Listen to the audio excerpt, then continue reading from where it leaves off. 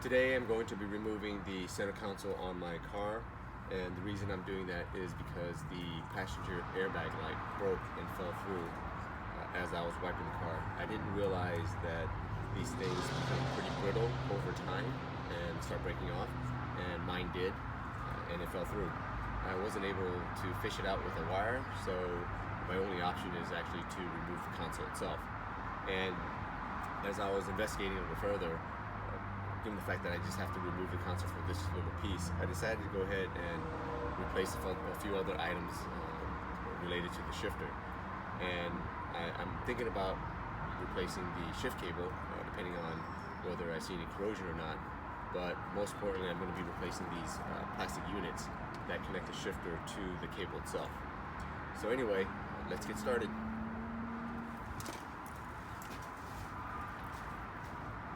Here are the items I will be replacing once the center console has been removed.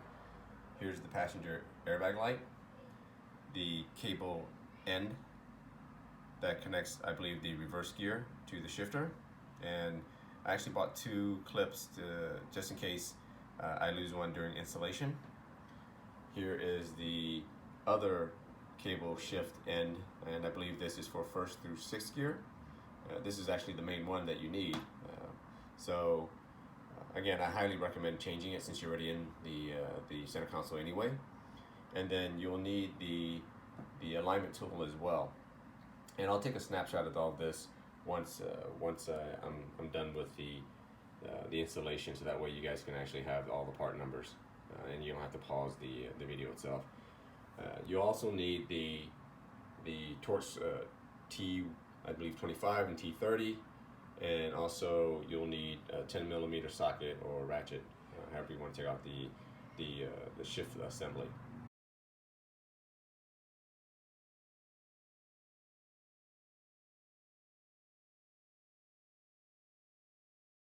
Okay, so let's get started here.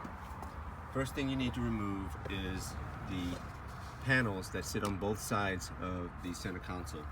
That'll give you access to a couple screws that you'll need to remove this a little bit later. The second part of the disassembly is actually removing the boot, and there should be about 5 clips that holds it in place. And definitely use your plastic pry tool here to pop that up.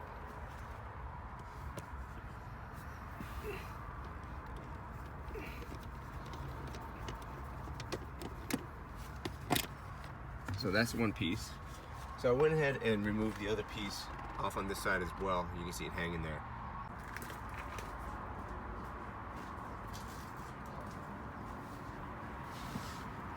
Next, you need to remove the boot of the shifter. And what you should do is you should start from the front and pry it, and then on both sides, and then pull it forward. There you go, pull it forward. Because there's actually 2 stationary clips here that actually feed into a couple slots in the front, and you don't want to snap those. So they kind of sit in like this, and you pull forward, and you're good. And when you reinstall it, just push back in and snap these down. So anyway, pull this up, and then there's a ring right here. You want to twist it towards the right. See how the boot moved? And then just pull the lever up, and you're done. So now that's out. Next step is to actually remove these 2 panels, and they should be the I believe it's T25 Torx heads.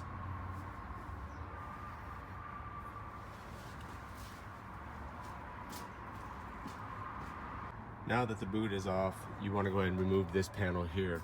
So it looks like someone had already removed mine. As you can see, there's some custom wiring here.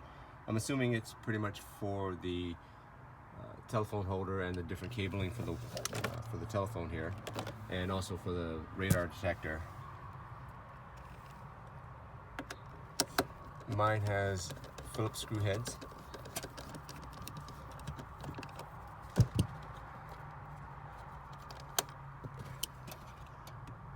At this point, you probably want to go ahead and get a cup or something to hold all the screws, so that way you don't lose them. But there should be 2 screws holding this panel in place, and it's the same for the other side. And the next step is actually to pull this out. There should be about 3 to 4 clips that hold this in place. Should be one up here and maybe 3 down here below. Let's see if I can pull it out without breaking anything. There it is.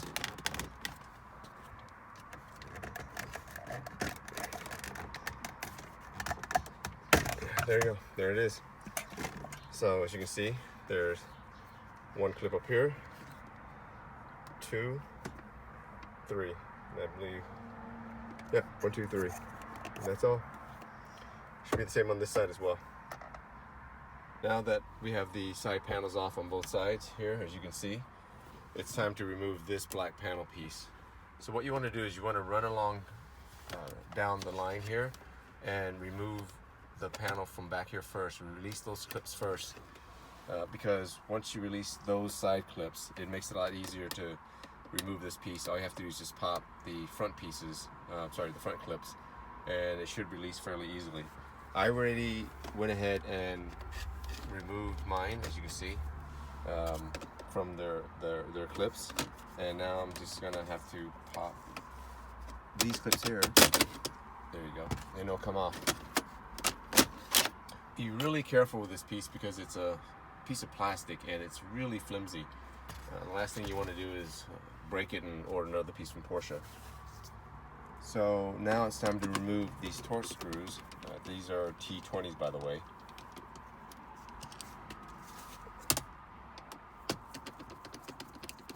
Once these are removed, you should be able to remove the silver piece here.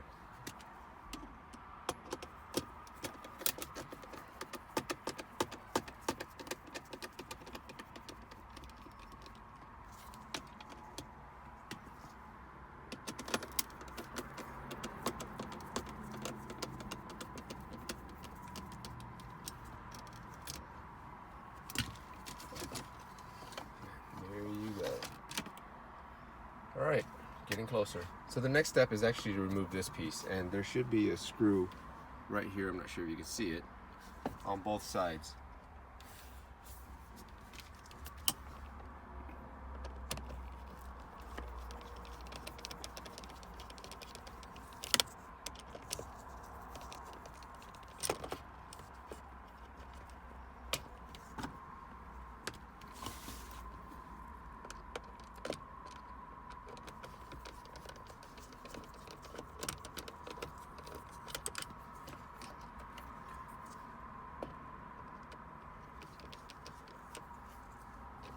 I'm going to be extra careful here because I have some extra wire for my radar detector cable, and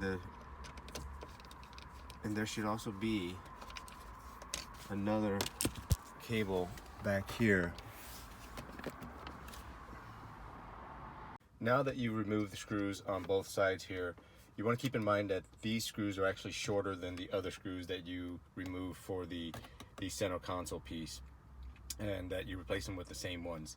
So anyway, what you do is slide this towards you to remove it, but at the same time put your thumb on this top piece where it has the sport and the PSM buttons, so that way it doesn't come out with it.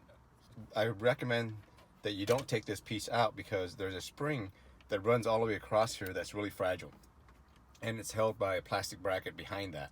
And what that spring does is actually helps these buttons pop back in place. And if you break those springs, or at least that one single spring that runs across here, I'm assuming that you're gonna have to buy this entire piece as opposed to just that spring itself.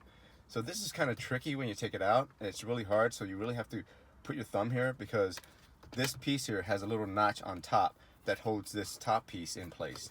But if you wiggle it and pop it up, you should be able to take it out fairly easily. So that's that. So the next step is to remove the entire center console here. And there's a screw here, right in the center, and there's a screw on the side here, as you can see. And then there's one on the opposite side as well. And then there's one screw in here, and there's 4 screws back here that you need to remove. And to remove this, you just want to go ahead and get your trim tool and pop it up. And then you see there's a screw there. this.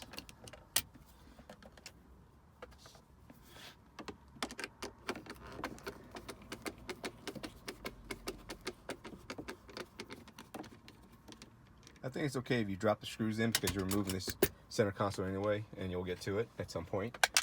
And then this one I already removed earlier as well on the opposite side to make it easy. And then under here there are 4 screws, as you can see. This one's been removed, this one as well, this one, and then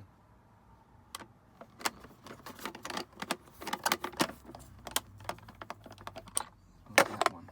So after removing the screws for the center console, one last thing you need to do before actually pulling it out is disconnecting this cable. And in order to do that, there's a clip on this side and the opposite side, and what you want to do is you want to squeeze on both sides and wiggle really firmly and pull down, and it should pop off like that. Once that's off, you can actually remove the entire piece by lifting the back part up and then sliding it out. One thing I want to recommend is obviously move this back, the lever back to 3rd or 4th gear, and then also wrap your handbrake, because if it's leather, it can actually get scratched up fairly easily because of this piece right here as you're lifting it up. And if it's not, wrap it up anyway. Why not? You don't want to scratch up your handbrake.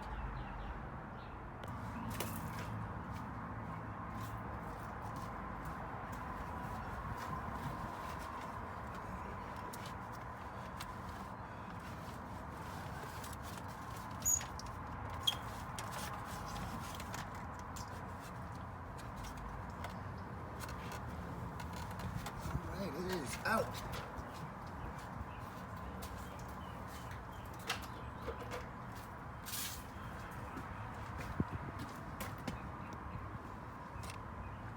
Now it's time to remove the cables. At this point, you want to make sure you're in neutral as such. And if you're just aligning the shift lever and the cables, you want to go ahead and slide in your alignment tool and snap it in place. There it is. So once it's snapped in place, you want to push these springs back, compress them back, and twist it to the right once you get all the way to the end. That'll give you access to the shift cables. Use the same for that. Now some people actually count these grooves before they pop them out. For me, I really don't care because I'm replacing this piece anyway. So once you pop it out, you can realign it by just simply popping it back in, making sure it's in, and snaps in like that, and then you bring it back and you're good. And you do the same for this side as well. But since I'm removing the entire piece here, unit here, in order to replace the shift cable ends, I'm gonna go ahead and just remove the cable and leave it out, leave my alignment tool in, and then start removing the 4 nuts. One here, and there's one here, if you can see it, and the other one is right here.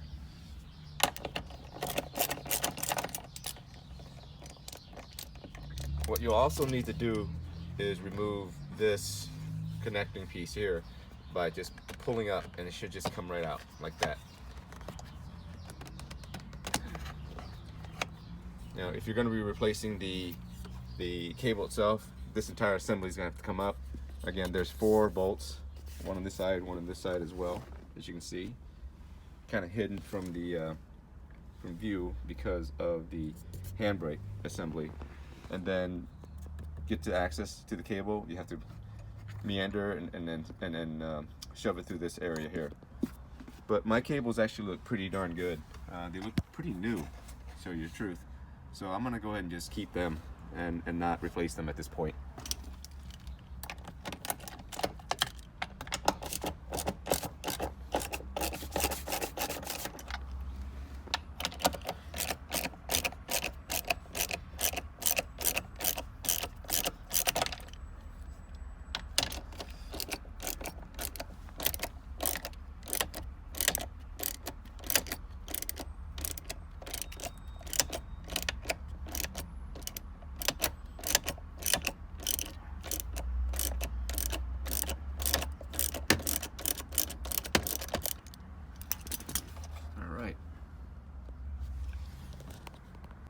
Okay, here we are with the center console out and the shift lever assembly out as well.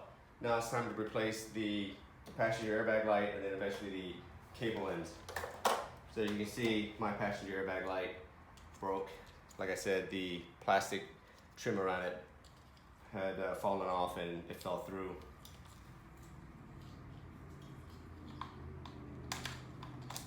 And there, snaps in place. Plug it back in. And since you're here, you might as well check all the other connectors to make sure that they're secure as well, because you don't want to go ahead and open this thing back up and re-secure anything. It's good. So now let's move on to the lever here. So get a flathead screwdriver and pry this clip here. Be careful not to damage anything. It should come up fairly easily. Just take your time and it'll pop up. And then all you have to do is just raise this up and pull it out. I'll take the rubber boot and replace it on my new one. And then for the gear lever piece, or the gear piece, just pull and it comes out fairly easily. I'll replace the boot as well. Here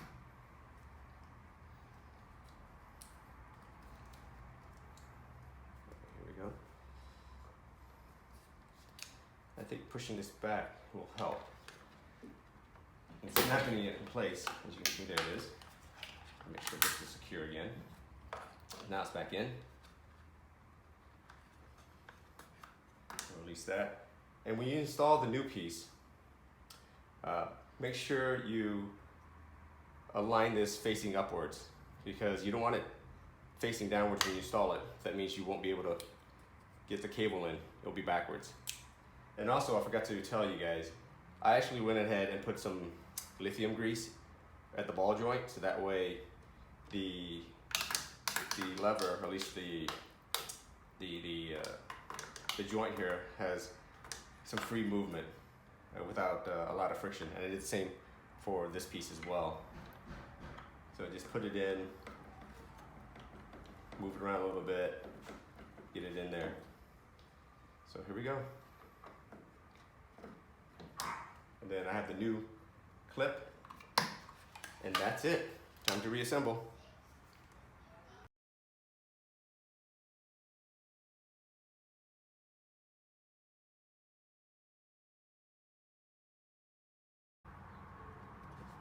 Here it is, all back together, and the passenger airbag light should work. There you go. So overall, the project took about an hour and a half, maybe 2 hours tops. 2 hours because I removed the shift assembly and replaced some of the gear end links.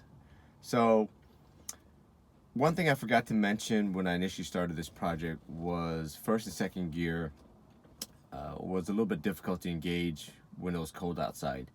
And I read online and did some research, and a lot of people said that if I had reset the shift lever and cables, that the engagements would be much better. What I ended up doing was going one step further and replacing the cable end links that attach the cable to the shifter, and hoping that that would resolve my engagement problems for first and second gear. But in reality, it was very minor in change. There was some noticeable changes in that it did shift slightly better, but not much. Not enough to say, yeah, it's worth to remove your entire center console out for. But again, overall, the project was about an hour and a half. If you're not replacing the cable end links. But I think what my next project is going to be is changing out the transmission and rear differential gear oil. And since I'm under the car, I'm going to go ahead and also change out the front differential and clutch pack gear oils and motor oil as well. And while I'm under there, obviously, I'm going to check the different bits and pieces, the bushings and etc. Under the car. And if I find some issues with those or some more wear and tear than normal, then I'll probably will go ahead and replace those as well. So anyway, watch out for my next video. I appreciate everyone watching, and hopefully this video is helpful for you or to you when you're removing your center console.